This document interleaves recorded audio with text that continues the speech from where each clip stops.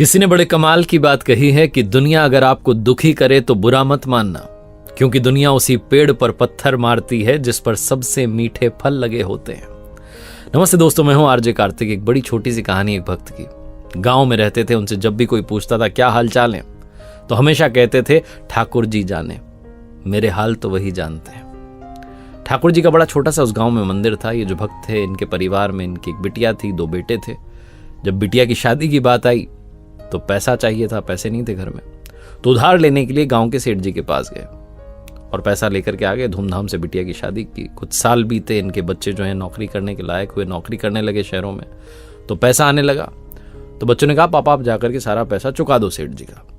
तो एक दिन सारा पैसा लेकर के गए और सेठ जी को कहा कि आपका सारा पैसा, ब्याज और मूलधन सब आपको मैं लौटा रहा हूं। सेठ जी ने एक पर्ची में लिख दिया कि आपका सारा पैसा मुझे प्राप्त हो चुका है। पर्ची इनको दे दी।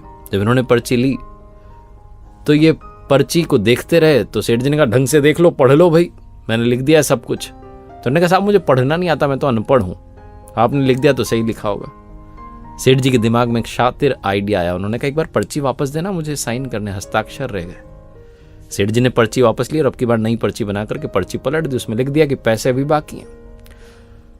2-3 महीने के बाद में सेठ जी फिर से इनके घर पर आ धमके और कहने लगे कि साहब पैसे लाओ, पैसे तो बकाया है। इन्होंने कहा पैसे लौटा दो दिए। सेठ जी ने पर्ची दिखा दी, ये लो, ये रही पर्ची, एक तुम्हारे पास एक मेरे पास, तुम्हारी वाली देख लो, उसमें भी यही लिखा हुआ है। इनका दिमाग ठनक गया। उन्होंने कहा सेठ जी तो धोखाधड़ी कर रहे हैं। बिना देरी के कोर्ट का दरवाजा खटखटाया। न्यायालय में जब जज साहब के सामने सुनवाई शुरू हुई तो जज साहब ने कहा कि साहब बताइए क्या सबूत है। तो उन्होंने कहा साहब पर्ची है मेरे पास, लेकिन इसमें तो उन्होंने खेल कर दिया, जबकि मैंने तो सारे पैसे चुका दिए थे। जज साहब ने पूछा कि अच्छा कोई था वहां पर जिसके सामने तुमने पैसे दिए? भोला भाला भक्त एक ही बात जानता था। कहा कि ठाकुर जी थे, उनके सामने ही सारे पैसे दिए। जज साहब ने कहा कि अगली तारीख पर ठाकुर जी को पेश होना होगा। और पुलिस वाले गए ये नोटिस देने के लिए गांव में। तो वहां पूछा भाई ठाकुर जी कौन है यहाँ पर? तो गांव ने कहा साहब यहाँ इस नाम का कोई व्यक्ति नहीं रहता, ठाकुर जी का मंदिर जरूर है। अब कमाल आप देखिए कि जिस दिन वो सुनवाई शुरू हुई, जो तारीख आई जिस दिन ठाकुर जी को आना था, तो जोर की आवाज लगी ठाकुर जी हाजिर हों, ठाकुर जी हाजिर हों।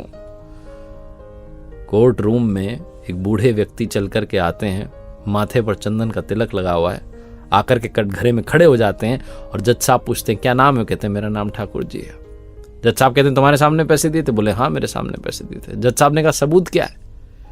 तो उन बूढ़े महात्मा ने, बाबा जी ने कहा कि काम कीजिए, सेठ जी को यहीं बैठा के रखिए और इनके घर पर किसी को भेजिए। इनके घर पर बड़े से कमरे में 3 अलमारियां हैं।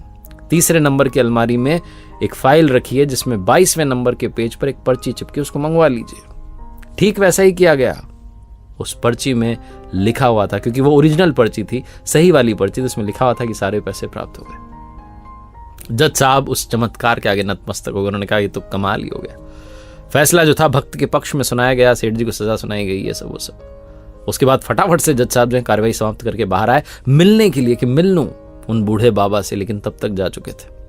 अगले दिन जज साहब गांव में गए और गांव में जाकर के उन्होंने पूछवाया कि ठाकुर जी कहाँ रहते हैं, कौन है ठाकुर जी? लोगों ने कहा साहब इस नाम का कोई आदमी नहीं रहता, ठाकुर जी का तो सिर्फ मंदिर है हमारे गांव में, जाकर के दर्शन कर लीजिए। उसी पल, उसी क्षण जज साहब ने कहा नौकरी छोड़ूंगा और आज से भक्ति ही भक्ति करूंगा। प्रभु को मैंने कोर्ट में खड़े रहने का आदेश दे दिया, इतना बड़ा पाप कर दिया। पूरे भारत के मंदिरों में घूमते रहे, मंदिरों की मिट्टी को अपने सर पर लगाते रहे, लेकिन कभी किसी मंदिर में नहीं बैठे, क्योंकि जब भी उनसे कोई पूछता कि बैठ जाइए, वो कहते थे नहीं, मैंने भगवान को अपने कोर्ट रूम में खड़े रहने का आदेश दे दिया, इतना बड़ा पाप किया, मैं मंदिर में बैठने के काबिल नहीं हूं। प्रभु की भक्ति करते रहिए, सही रास्ते पर चलते रहिए, प्रभु रास्ता जरूर दिखाएंगे और आपको संभाल लेंगे, गिरने नहीं देंगे। इतना विश्वास बना के रखिए। एक बार फिर से वही बात जो अक्सर आपसे कहता हूं, ऊपर वाले के आशीर्वाद, अपनी मेहनत और अपनों के प्यार के साथ कर दिखाओ कुछ ऐसा कि दुनिया करना चाहे आपके जैसा।